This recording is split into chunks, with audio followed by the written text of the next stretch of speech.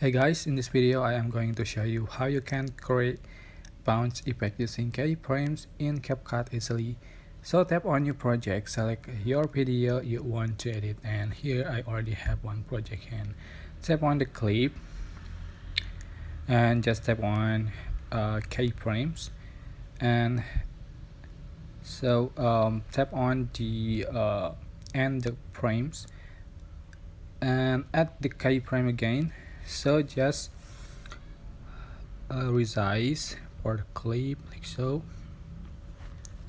and just going to grab option in the bottom, so tap on it and select bounce effect, bounce 1, 2 or 3, 4, 5, 6. So I am going to select this bounce 3.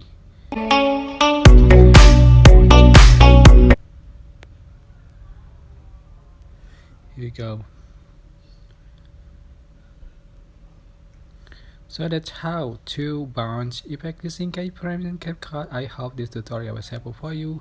Don't forget to click like, comment, share, and also subscribe. So thank you so much for watching.